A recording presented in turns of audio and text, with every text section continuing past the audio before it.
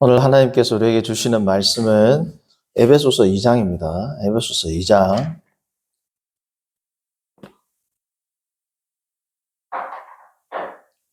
14절부터 15절.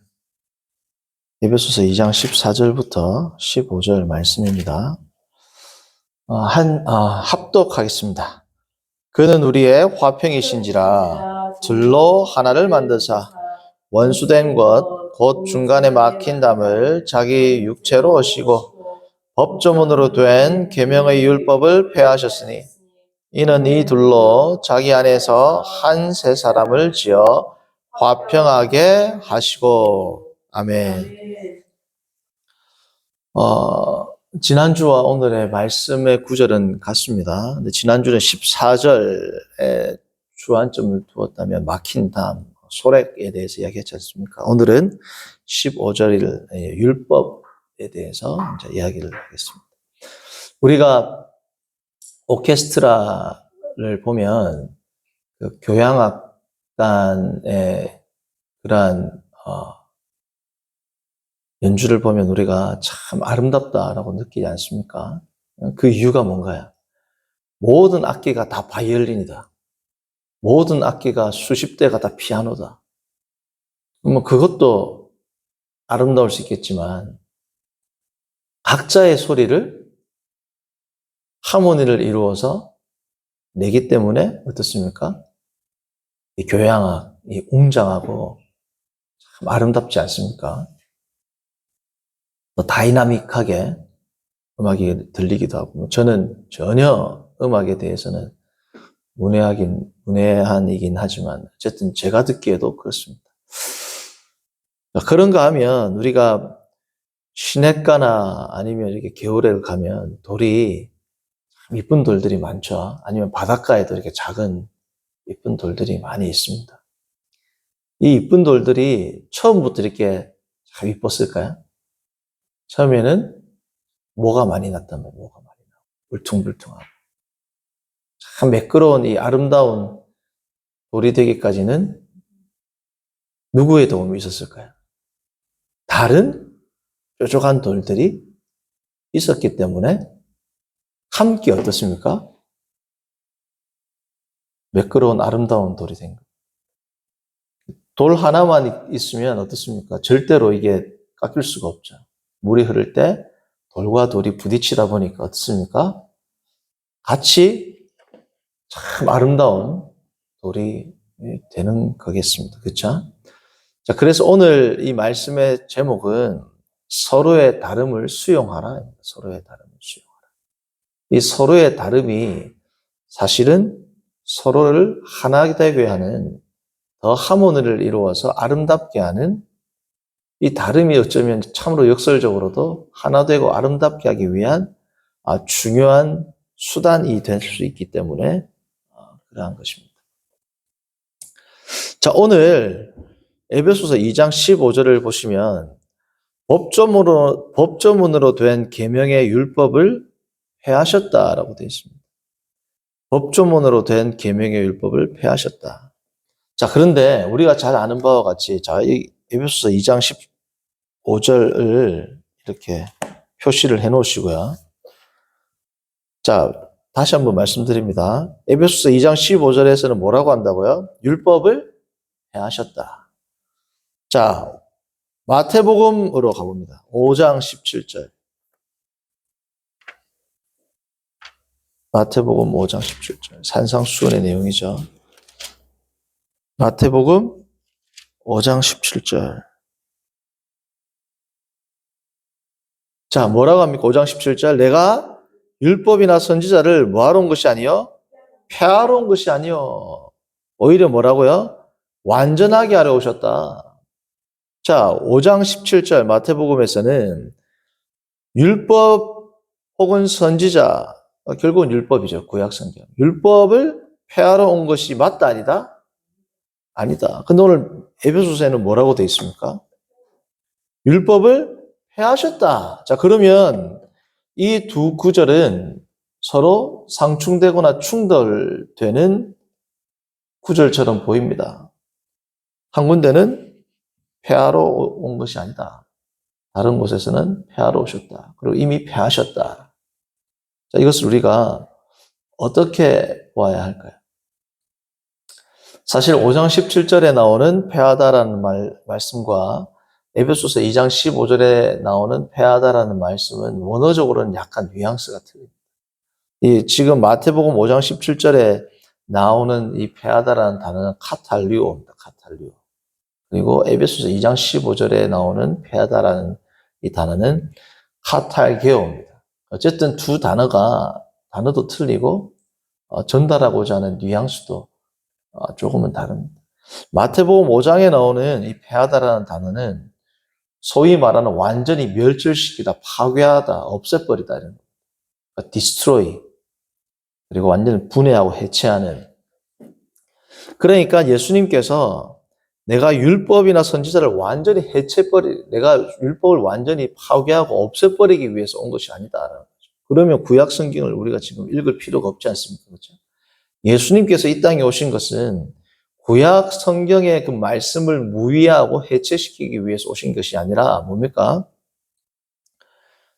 구약에 있는 구약에서 지향하고자 하는 정말 그 율법의 가치를 뭐하기 위해서? 완성하려 오셨다. 완전케 하기 위해서 오셨다. 그에 대한 부가적인 설명이 뭡니까? 18절. 진실로 너에게 이르노니 천지가 없어지기 전에 율법의 1.1획도 결코 뭐라고요? 없어지지 않고 뭐라고요? 다 이룬다. 율법이 폐하러 온 것이 아닌 정도가 아니라 한 점도 없어지지 않고 오히려 뭐라고요? 다 이루겠다. 그 17절에 너는 완전케 한다. 그 예수님께서 십자가에서 가상치료 보면 제일 마지막에 하신 말이 뭡니까? 다 이루었다. 하나님의 모든 말씀, 율법의 모든 요건들을 완전히 뭐예요? 다 성취하셨다라는 것이 예수님의 말씀입니다. 자, 그렇기 때문에 19절 누구든지 이 계명 중에 지극히 작은 것 하나라도 버리고 또 그같이 사람을 가르치는 자는 천국에서 지극히 작다 일컬음을 받을 것이요 누구든지 이를 행하여 가르치는 자는 천국에서 뭐라고요? 크다 일컬음을 받으리라. 이 계명은 어떠한 것도 폐하해질 수 없다라는 거예요. 자, 그래서 예수님께서 말씀하시는 건 뭡니까? 율법을 내가 완성하러 왔고 1.1획도 없어지지 않고 천지가 없어지더라도 천지는 없어질 것 같아요? 안 없어질 것 같아요? 성도님들 내일 태양이 없어질 것 같습니까? 이 지구가 없어질 것 같습니까? 성경은 뭐 금방 없어질 것처럼 보인단 말이에요. 사람들이 눈에 볼 때는. 그러나 천지보다 더 없어지지 않을 것이 뭐다? 성경이라는 거예요. 성경. 하나님의 말씀, 구약, 율법이라는 거죠. 구약의 율법이 완전케되는 첫 번째 단계가 뭐다? 오늘 첫 번째 단계가 아니라 첫 번째로 드러나는 양상이 뭐다? 20절입니다. 내가 너희에게 이르노니 너희 의가 서기관과 뭐라고요? 바리새인보다 더 낫지 못하면 결코 천국에 들어가지 못하리라. 여기서 나오는 너희 의는 뭘까요? 여기서 나오는 너희 의. 5장 10절을 봅니다. 5장 10절. 의를 위하여 박해를 받는 자는 복이 있나니 천국이 그들의 것입니다. 그쵸? 근데 이 의가 뭐예요? 5장 11절. 의를 위하여 박해를 받는 자가 11절에는 뭐라고 표현을 합니까? 나로 말미암아 박해를 받는 자. 결국은 말하면 의가 누구예요? 예수 그리스도란 말이죠. 자, 그러면 내가 너희에게 이르노니 너희 의가 여기서 말하는 너희 의는 뭡니까? 예수 그리스도로 말미암는 의입니다. 예수 그리스도로 말미암는 의는 당연히 구약 시대에 성도들이 율법을 통하여 하나님 앞에 의로운 백성으로 누렸던 그 지위라든지 그 특징보다 높을까요? 낮을까요? 예수 그리스도로 말미암는 의가 훨씬 더 고상하잖아요. 왜? 구약에서의 의는 예수 그리스도의 의를 바라보는 역할을 한 겁니다. 구약에서의 의를 대표하는 인물이 누구다? 서기관과 바리새인. 여기서 서기관과 바리새인은 단순히 부정적 의미가 아니고 구약에서 가장 구약 율법을 잘 지키고 구약 율법에 정통하고 구약율법을 나름대로 예수님이 오기 전까지는 가장 잘 해석하고 실천했던 자들이 누구야? 그 대명사가 서기관과 바리새인이라. 그들의 의보다 낫지 못하면 천국에 못 들어가죠, 당연히. 예수 그리스도의 그 의가 구약 율법의 의보다 못하다라면 무슨 천국 백성으로서의 지위를 누릴 수 있겠느냐 이 뜻이죠. 그래서 우리가 잘 아는 21절부터 나오는 모든 의들은 서기관과 바리새인의 의를 상징하는 겁니다. 노하지 말라, 간음하지 말라, 그다음에 뭐야, 살인하지 말라, 뭐 악한 자를 원수를 사랑하라. 다 뭡니까? 맹세하지 말라. 이런 가르침들은 다 뭐예요? 구약의 가르침이죠. 눈은 눈으로, 이는 이로. 구약의 가르침입니다. 이 구약의 가르침이 곧 누구의 서기관과 바리새인들의 가르침인데 그들은 이렇게 너희를 가르쳤으나 나는 뭐예요? 이렇게 이야기한다. 그 말은 뭡니까? 5장 21절부터 나오는 모든 것들도 다 의죠. 의로운 것들을 제시하고 있는 겁니다. 그렇죠? 그러나 이 의보다 더 탁월한 의를 내가 지금 너희에게 소개해 주겠다. 그러므로 너희는 지금 이 말씀을 들어야 한다. 순종해야 된다. 이 말씀을 듣고 순종하는 것은 결국은 뭐예요? 구약의 율법을 순종하고 성취하는 것뿐 아니라 더 완전케 하는 그러한 말씀들이 이제 5장 21절부터 쭉 제시가 된단 말이죠. 나중에 한번 읽어보십시오. 너희들이 이렇게 들었으나. 그렇죠? 나는 이렇게 이야기한다. 구약율법은 이렇게 이야기했지만 나는 그것을 더 초월하는 단순히 간음하는 게 아니라 음욕을 품고 뭐예요? 보는 것도 간음이다. 더 뭡니까? 이러한 탁월한 의를 통하여서 너희들은 천국 백성으로서의 삶을 살아라. 라는 것이 예수님의 5장 17절 나오는 폐하러 온 것이 아니다. 완전케 하러 오셨다. 라는 말의 의미가 되는 겁니다. 자, 한 줄로 요약하자면 뭡니까? 예수님이 오신 것은 구약율법을 오히려 더 완전케 하는데 그것은 뭐다? 구약에서부터 바라보는 가장 이상적인 그 성도의 모습을 성취하기 위해서 완성하기 위해서 예수님이 오셨고 그러므로 예수님이 오신 것은 구약의 율법을 어찌 보면 뭐야? 더 공고하게 한다. 더 그 정신을 더 극대화시키고 더 완전케 하시는 것이 예수님의 사역입니다. 자, 이제 넘어갑니다. 에베소서. 자, 그러면 에베소서 2장 15절에 율법을 폐하셨다라는 것은 무슨 의미일까요? 여기서 폐하다라는 말은 카탈게오인데 무슨 의미냐? destroy, demolish와 같은 완전히 파괴하다는 뜻이 아니고 사전적 의미는 그 기능을 무력하게 하다, 무의하다, 형해화하다. 그러니까 뭐예요? 그 능력이나 효과를 없애다. 자, 그 말은 그 존재 자체는 있어요, 없어요? 있죠. 근데 그것의 효과를 없앤다라는 겁니다. 여기서 말하는 효과는 뭘까요?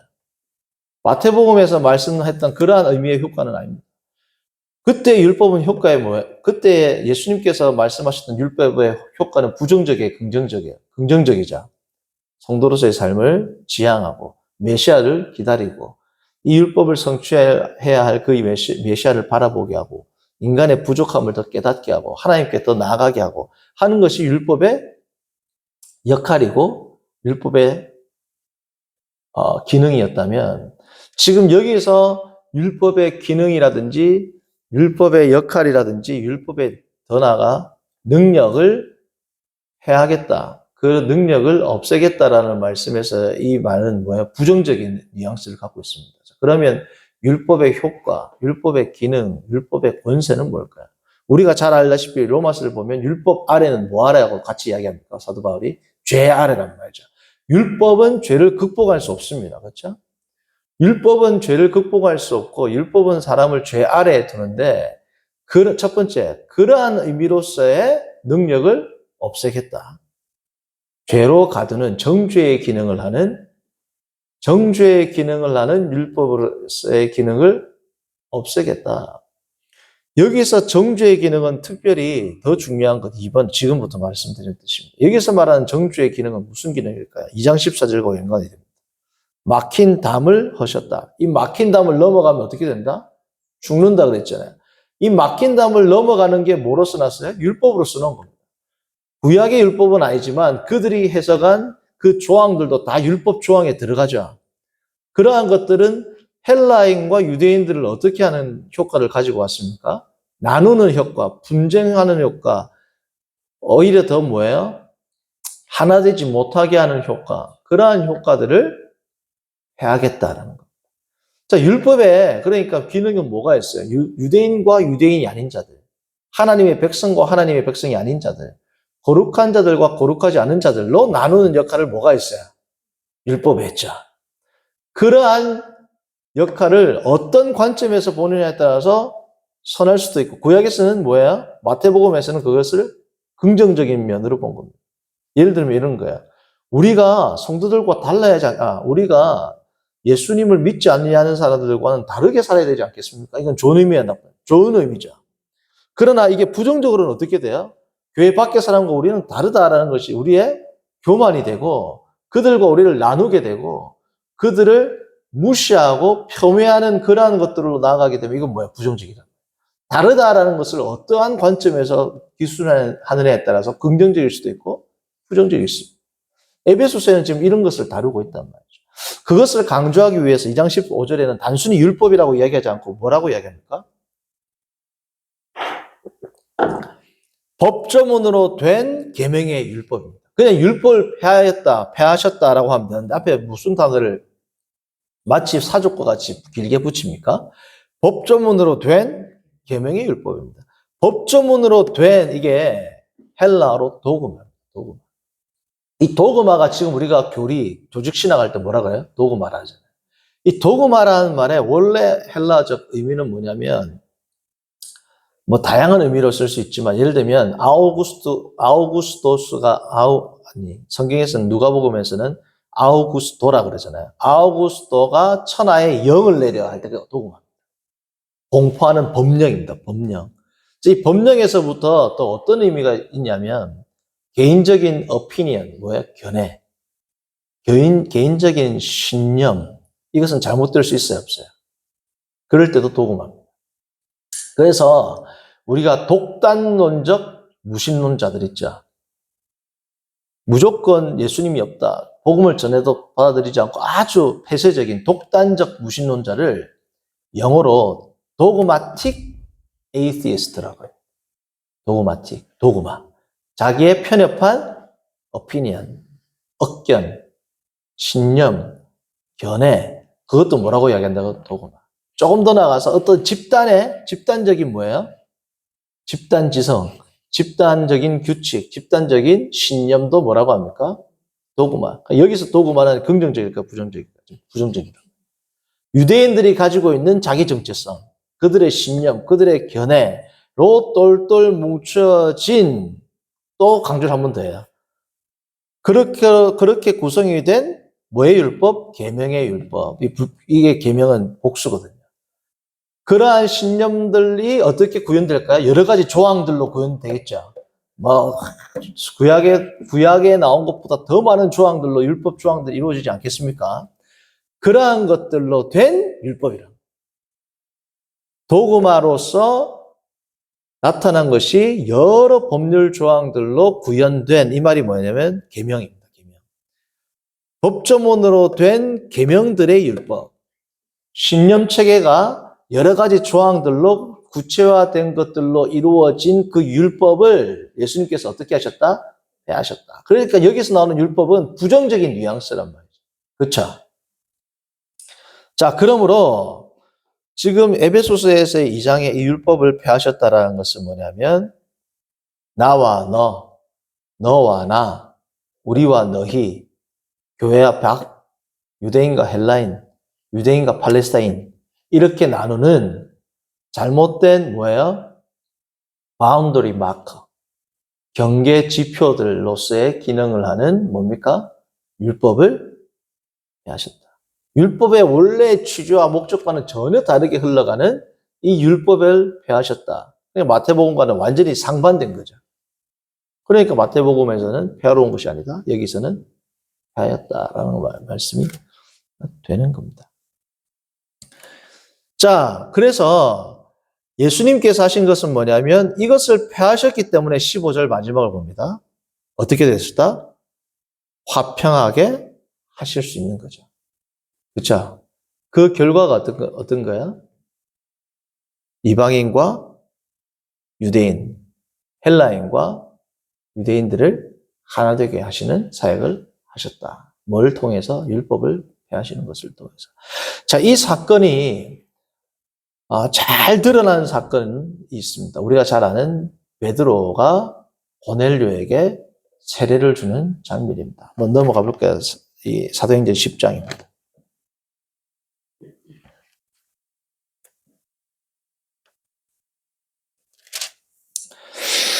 자, 사도행전 10장을 보시면 이건 우리가 주일학교 때부터 많이 들어왔기 때문에 성도님들이 굳이 설명이 필요 없을 겁니다. 자, 베드로가 기도를 하는데 환상 중에 환상을 보았는데 뭐예요? 불결한 음식을 주님께서 먹어라라고 이야기를 한 겁니다. 난 절대로 못 먹겠습니다라고 이야기를 했죠. 그걸 몇 번 했다? 3번을 했다라는. 이게 뭘 의미할까요? 베드로로 표현되는 당시의 경건한 유대인들의 전형적인 모습입니다. 그러니까 베드로가 그들의 전형으로서, 범례로서의 역할을 하게 된 거죠. 얼마나 이게 아이러니해요. 하나님이 선하다 하면 선한 겁니다. 물론 구약율법에는 불결하다고 얘기했죠. 구약율법도 하나님의 말씀이죠. 그러나 하나님께서 내려오셔가지고 이제는 선하다.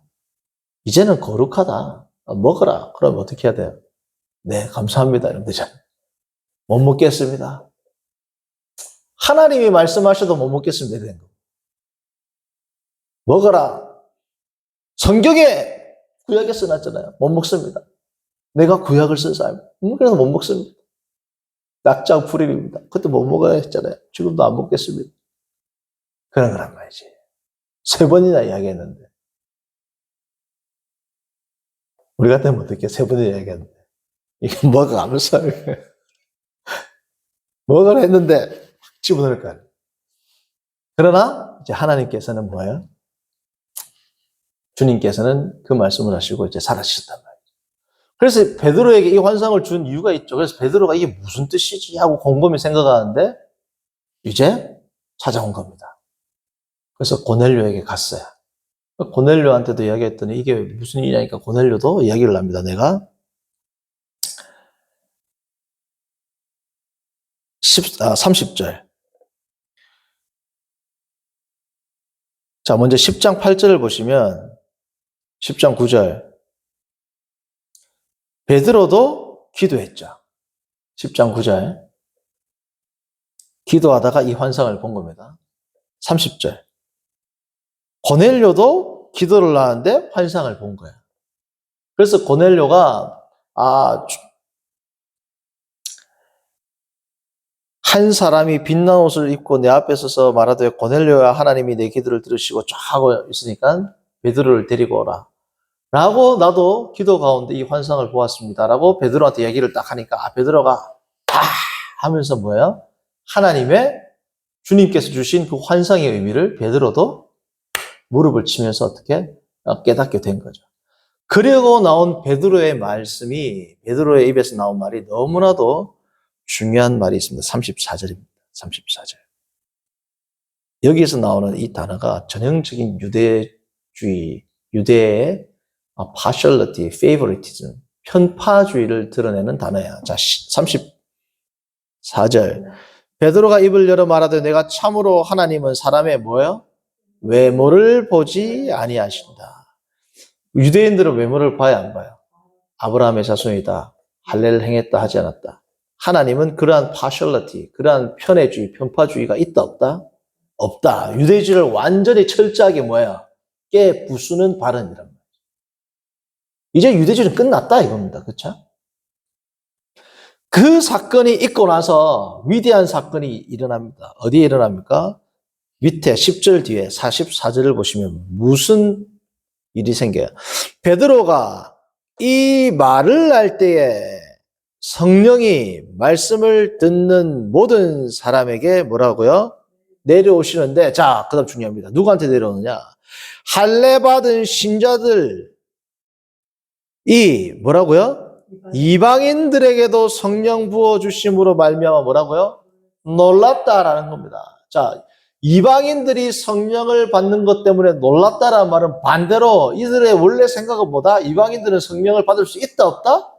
없다! 자, 그러면 사도 바울이 2장에서 말했던 그건 무슨 말, 베드로, 사도 베드로가 사도행전 2장에서 오순절 강림 때 했던 그 위대한 설교는 무슨 내용일까요? 그때는 모든 백성이 성령을 받는다, 안 받는다? 받는다라고 설교했죠. 그런데 오늘 이 말씀을 보면 이방인들이 성령 받는 것을 보고 놀랐다라는 것은 이방인들은 성령을 받을 수 있다라고 생각한 겁니까? 없다고 생각했단 말이죠. 그러면 사도행전에서 2장에서의 그 내용은 뭐냔 말이에요. 모든 백성들에게 자, 봅니다. 2장. 사도행전 2장.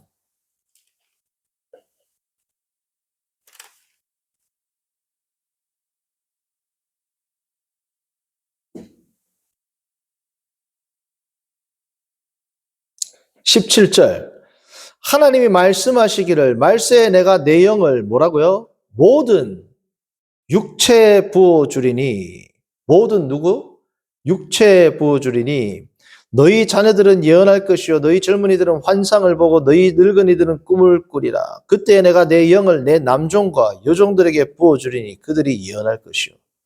분명히 뭐야? 모든 육체, 모든 사람에게 하나님이 영을 부어준다라고 누가 직접 누가 이야기했어요? 베드로가 이야기했습니다. 자, 그런데 베드로는 이방인이 성령을 받을 수 있다라고 생각을 했다, 못했다? 이방인에게는 성령이 올 수 없다라고 생각을 한 겁니다. 왜요? 말 그대로 성령입니다. 성령, 거룩한 영. 자, 그러니까 이때까지의 유대주의, 유대인들은 어떤 생각을 했냐 하면 성령은 누구에게만 내린다? 거룩한 백성에게만 내린다 생각한 겁니다. 그래서 2장 계속 펴놓으세요. 2장 17절에 나오는 모든 육체는 누구를 의미한다? 여기서 모든 육체는 모든 유대인들을 의미하는 것이죠. 그들에게는. 모든 유대인들, 이방인들은 제외됐단 말이죠. 왜요? 성령은 누구에게만? 거룩한 백성. 이미 거룩한 백성에게만 내리는 것이 뭐다? 성령이다. 그게 거룩한 영이지. 더러운 백성에게 내리면 그게 성령이에요, 아니에요? 그들이 생각할 때는 아니란 말이죠. 거룩한 자에게 내려오는 것이 성령이다. 그 예수님께서도 너희가 성령이 올 때까지 기다려요. 너희가 누구야? 다 유대인들이란 말이죠. 그렇게 생각을 한 거야. 예수님의 말씀은 그게 아니지만. 때로는 우리가 말씀을 볼 때 우리대로 해석을 할 수 있어요, 없어요? 이것을 깨는 게 은혜란 말이죠. 아무리 우리가 열심히 말씀을 봐도 우리의 죄악으로 말미암아 하나님의 거룩한 이 무오한 성경이 우리에게 들어올 때가 많이 있어요, 없어요? 있습니다. 그래서 우리가 성경을 또 보고 또 읽고 또 읽고 때로는 목회자의 설교를 듣고 때로는 자기가 성경을 연구를 하고 때로는 목회자의 설교도 오류가 있을 수 있고 이러한 세상 속에서 우리가 산단 말이에요. 사도행전 2장 10절을 봅니다. 자, 여기에 모든 육체는 제가 말씀드렸다시피 유대인이라는 것을 어떻게 드러내느냐. 2장 10절을 보시면 지금 사람들이 성령을 받아가지고 쫙 각국에 있는 디아스포라 누가 와요? 이방인이 왔어요? 유대인들이 왔어요? 유대인들이 온 겁니다. 왜? 오순절이기 때문에. 이방인들이 안 온단 말이죠. 모든 각국에 있는 모든 육체는 다 누구예요? 지금 여기서? 유대인들입니다. 10절에 더 정확하게 이야기하죠. 10절 하반절. 나그네 곧 누구라고요? 유대인과 유대교에 들어온 사람, 결국은 유대인들이란 말이에요. 유대인이 아니더라도 유대교에 입교한 할례와 모든 율법을 행하는 유대교로 편승한 그 사람들에게 뭐라고요? 성령이 임했단 말이죠. 그러니까 모든 육체는 그 사람들이에요. 자, 예를 들면 이런 거죠. 우리 모든 사람들은 절약해야 됩니다. 연설을 해. 여기서 말하는 모르는 사람은 뭐야? 대한민국 사람들이에요. 대통령이 우리 모두는 허리띠를 졸라매고 경제 위기를 극복합시다. 전 세계 사람들 말하는 게 아니잖아요. 대한민국 사람이잖아요. 마찬가지로 모든 육체는 누구다? 유대인들. 이 관념을 깨버리는 게 뭐예요? 고넬료 사건이다. 이게 얼마나 안 깨지냐? 3번을 먹으라 했는데도 안 먹잖아요. 그렇죠? 그런데 베드로가 그 환상의 의미를 생각하고 결국은 베드로도 예수 그리스도로 말미암는 주의 위대한 종이었기 때문에 환상의 의미를 생각하다가 그가 찾아왔을 때 이 의미가 하나님이 주신 계시일 수 있겠구나 하고 순종하고 따라가죠. 그리고 그에게 그 말을 듣고는 다 뭐예요? 설교를 하고 그에게 세례를 베푸니까 무슨 일이 일어난다? 아까 보았듯이 성령이 임하는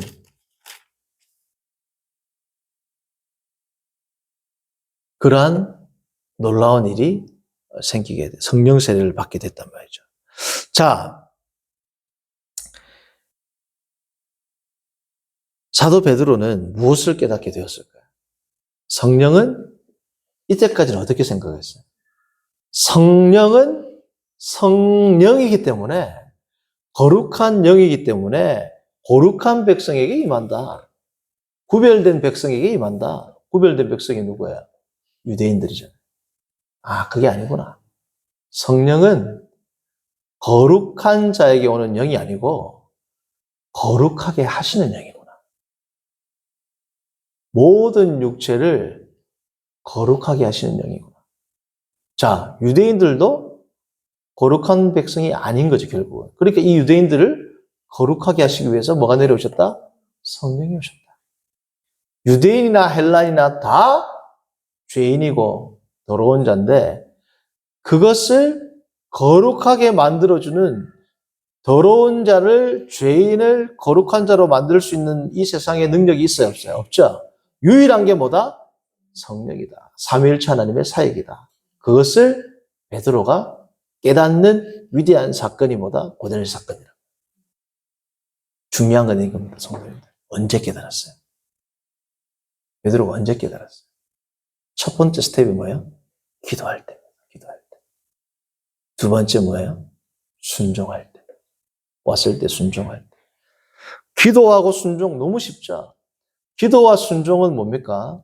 기도하고 나서 내가 깨달은 바를 순종하는 게 쉬운 것 같지만 이때 순종은 뭐예요? 때로는 나의 모든 생각을 내려놔야 돼요. 경험도 내려놔야 돼요. 이때까지의 모든 틀을 베드로가 내려놨단 말이에요. 이방인의 집에 갔단 말이죠. 이것을 통해서 뭐예요? 편견이 깨집니다. 담이 무너집니다. 율법이 폐해진단 말이죠. 율법이라는 건 뭘까요? 나와 너를 나누는 것. 내가 이때까지 가지고 있는 스테레오타입, 딱 고정되어 있는 고정관념 같은 것들을 율법이라고 지금 우리가 칭할 수 있겠죠. 이러한 것들이 뭐라고요? 다 깨어지는 것은 말씀과 기도를 통하여서 깨닫게 된 것을 순종할 때 가능하단 말이죠. 그러니까 오늘 말씀의 제목은 뭡니까? 하나 되는 것인데 특별히 서로의 다름을 수용하는 겁니다. 서로의 다름을 수용하기 위해서 제일 첫 번째 1차적으로 되어야 될 것이 뭐다? 하나님과의 하나됨이 회복돼야 된다. 이 회복된 것을 통해서 하나님이 나에게 깨닫게 해주신 것을 내가 성도들 가운데 실천하면 하나 되는 겁니다, 이게. 그렇죠? 이게 가장 중요한 겁니다. 수직적으로 주님이 주신 감동을 수평적으로 내가 실천하는 것. 수직적으로 베드로가 그 계시를 받았죠. 수평적으로 뭐예요? 왔을 때 가서 성경을 가르치고 말씀을 전했죠. 받은 것을 행하는 삶을 통해서 뭐야? 베드로가 엄청난 은혜를 받은 거 아니에요. 이 성령이 이방인에게 내려오는 이 위대한 장면을 목도하게 된 거 아닙니까? 그것을 통해서 어떻게 돼요? 베드로와 이방인이 하나가 되는 사건이 생깁니다. 자, 그럼에도 불구하고 베드로는 우리가 야고보서 2장을 보면 1장입니까? 야고보서. 갑자기. 잠깐만. 야고보서란다. 저기 뭐야? 아니. 갈라디아서. 갈라디아서 2장을 보시면 거기서 야고보에서부터 온 사람들이 있거든요. 그래서 제가 야고보서라고 말씀을 한 겁니다. 야고보에게서 유대주의자들. 갈라디아서 2장. 2장이네요. 자, 이거 뭐 읽지는 않겠지만 2장 12절 보시면 야고보에게서 온 어떤 이들이 이르기 전에 게바가 이방인들과 자, 찾았습니까? 자, 2장 자, 2장, 그렇죠? 2장 11절, 12절 보면 12절 읽어볼게요. 야고보에게서 온 어떤 이들이 이르기 전에, 야고보에게서 온 어떤 이들은 누구냐면 엄청나게 유대주의적인 색채가 강한 그리스도인들입니다. 그러니까 그 유대주의적인 색채가 강한 그러니까 그들이 볼 때는 이방인과 식사를 같이 하면 된다, 안 된다? 자, 그런데 지금 이 사건은 사도행전 10장이 있고 난 이후의 사건이란 말이죠. 그럼에도 불구하고 베드로는 여전히 어떻게 해요? 또 도망가죠. 그래서 바울에게 책망을 받죠. 이게 인생이란 말이에요. 우리가 하나님의 말씀을 통해서 깨닫고 또 순종하지만 때로는 삶 가운데서 다른 성도와 부딪힐 때가 있고 다른 성도로부터 우리가 또 훈계를 들을 때도 있고 나의 부족함이 드러낼 때도 있고. 성도님들 생각을 해보세요. 수사도입니다. 수사도. 베드로는. 바울은 베드로가 볼 때는 제일 막내 교육 전도사예요. 수사도 베드로. 바울은 얼마 전에 안수받고 이제 뭐예요? 지금 이 갈라디아 지역을 이제 누구야 저기 바나바하고 1차 전도 여행 때잖아요. 갈라디아. 1차 전도 여행 갔다 오고 나서 갈라디아 썼으니까. 그때 이야기란 말이죠. 그래가지고 바울도 누가 채용을 해요? 바나바가 채용하죠. 바나바는 예를 들어서 베드로가 볼 때는 저기 이제 뭐 한 부서 목사 정도 된단 말이죠. 큰 교회로 보면 뭐 청년부 목사님이 청년부를 좀 도와줄 어시스턴트 프로페서 교육 전도사를 뽑았단 말이지. 그 교육 전도사가 지금 뭐예요? 초대형 교회 이제 목사님한테, 응? 지금 말하면 뭐 이찬수 목사님 이런 목사님한테 분당 우리 교회 교육 전도사가 가가지고, 응? 아니. 제가 뭐 잘못 말해서 정리할게요. 바나바가 바울을 뽑았죠. 그러니까 바나바가 부서 목사님이면 바나바가 부서 목사님이면 바울은 그 부서의 교육 전도사란 말이에요. 그러니까 그 부서의 교육 전도사 바울이 초대형 교회, 지금은 분당 우리 교회 이번 주에 온 교육 전도사가 목사님 설교 좀 됩니까 이거? 나의 책망을 들으시오. 그럼 어떨까요?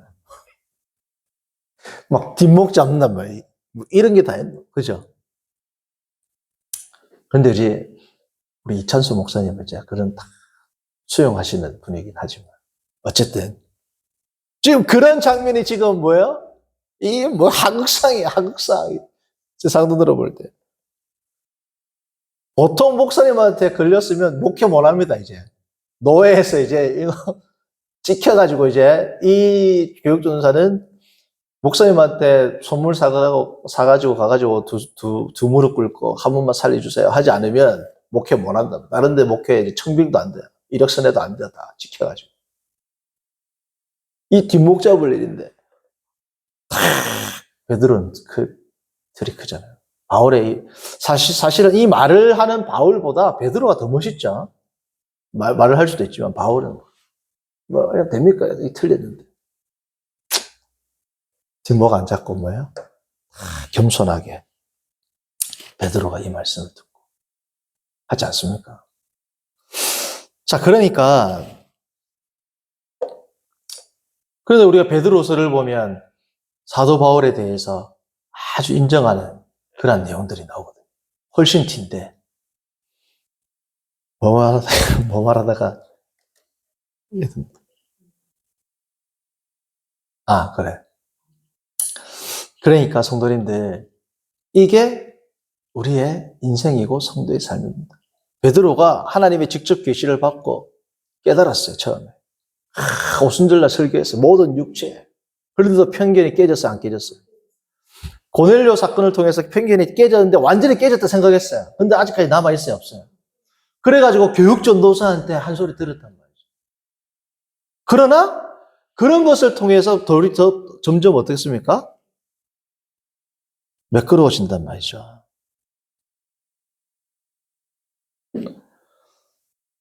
그리고 이 갈라디아서를 보면, 자, 14절, 이제 개발을 책망하는 장면이 나오는데 14절. 그러므로 나는 그들이 복음의 진리를 따라 바르게 행하지 아니함을 보고 모든 자 앞에서, 중요한 게 뭐라고요? 성도님들이 생각해 보죠. 자, 저를 보세요.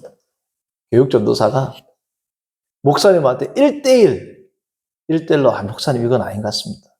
그래도 뒷목 잡는데, 그래도 내가, 그래, 강전도사 말 듣고 내가 고칠게. 그것도 엄청 위대한 목사죠. 근데 1대1이 아니고 뭐예요?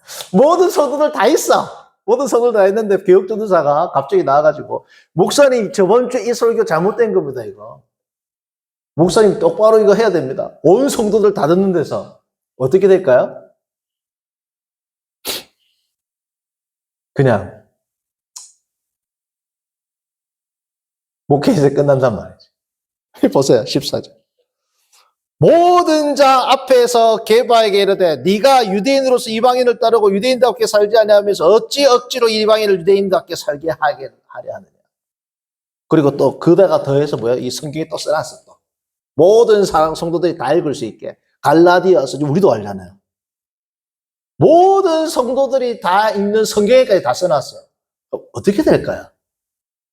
바울은 원래 목회 윤리에 따르면 이 세상에서 사라지고 없어. 바울이라는 이름은 우리는 알지도 못해야 돼, 원래는. 그런데 어떻습니까, 베드로는? 모든 사람 앞에서 자기를 책망해도. 멋있어요, 안 멋있어요? 너무 멋있잖아요. 목사님하고 1대1로 이야기해도 싫은 소리 하면 쫓겨나고, 이력서에다가 교회 쓰지도 못하고, 유리방황하는 인생을 살게 되고, 전도사가 아버지가 아버지를 부르지 못한 것처럼 내가 사역한 교회라고 이력서에도 쓰지도 못하고 유리방황하게 만들고, 그죠? 그래서 제가 개척하지 않습니까? 그러니까 성도님들 얼마나 이게 베드로가, 제가 목회를 하면 할수록, 제가 전도사를 쭉 했잖아요. 이거는 불가능합니다. 이 한국 교회, 이거는 뭐 있을 수가 없는 일이에요. 근데 이 있을 수 없는 일을 한 성도들이 위대한 성도고 위대한 주의 종 아닙니까? 그래서 사도 베드로는 하나님으로부터의 계시를 통해서도 바뀌고, 사람들로부터 해서 때로는 훈계와 싫은 말, 모욕, 온 성도들 앞에서요. 그러한 것들을 듣고서도 뭐예요? 깎인단 말이죠. 그게 뭡니까? 하나 되는 요건입니다. 그러므로 서로의 다름을 수용하라. 첫 번째, 영적으로 하나님 앞에 바로 서는 것. 두 번째 뭐예요? 같은 성도들끼리에서의 그러한 때로는 상처 입는 말, 때로는 자존심 상하는 말들도 어떻게? 그게 옳은 말이라면 수용하라. 옳은 말이야. 내가 누군데 네가 지금 전도사가 해라 하면 해야지. 장로한테, 목사한테. 그렇게 되면 안 된단 말이죠. 돌이 깎여야 되는데 놓아갖고 깎으려고 탁 부딪히면 그 돌 갈아버린단 말이에요. 그 돌은 없어져, 이제 이 세상에서. 갈아가지고 마셔버려. 그렇죠? 두 번째는 뭐다? 각자의 성도의 삶을, 그 존재를 있는 그대로 수용하라. 서로의 다름을 수용하라. 자, 우리가 교회는 한 가족이라 그랬잖아요. 자, 우리 가족에서 애들 키울 때, 제가 어릴 때 여동생이랑 좀 많이 싸웠거든요. 여동생. 상극이에요, 상극. 내 원수를 사랑하라. 맨날 그 말씀을 보면서 이 원수를 사랑해야 되는구나. 그게 묵상했단 말이에요. 여동생인데 원수였어, 내 원수. 그러니까 막 싸우잖아요. 그러니까 부모님이 뭐라고 하느냐? 야, 마 이해해라, 동생 아이가. 마 이해해라. 옳고 그름을 따지는 게 아니고 뭐야? 물론 그렇다고 해서 교회에 치리가 없어야 되고 번증이 없어, 그 뜻이 아닙니다. 그런 결정적인 죄악은 버려야 되지만 여러 가지 일들이 있을 때, 사소한 다툼이 있을 때, 자존심 싸움이 있을 때 옳고 그름 막 따지지 말고 뭐야 있는 그대로 아유 막 쟤는 그런 이해해라. 그러한 삶을 살면 어떻습니까? 교회가 하나 됩니다. 때로는 교회에서 엄청나게 자기 말만 맞다는 사람이 있어요. 자기 말만. 말이 안 통해요. 무논리. 논리가 안 통해요. 막 설명을 열심히. 그거는 네 생각이고, 그건 존쌤 생각이고, 자기 이유를 말하는데 이유가 말도 안 되는 이유예요. 그런데도 어떻게 다 수용하라. 그런 분들을 몇 번 만났는데, 근데 참 그런 분들이 저는 또 참 좋은 분들 많이 봤습니다. 의리 있고, 논리적으로는 말 잘 통하는데, 괴롭히는 분들도 있지만, 말이, 자기 말만 맞다고 하는데도 참 투박하지만 의리 있고 좋은 분들을 제가 많이 만났단 말이죠. 그러니까 서로의 다름을 틀린 것은 교정해야 되지만, 오늘 바울 같은 경우는 딱 틀린 거잖아요. 이거는 너무 중요한 본질적인 문제죠. 지적을 딱 하고 했지만, 그냥 다른 것들은 어떻게 알아? 스타일이 다른 것들은 수용해라.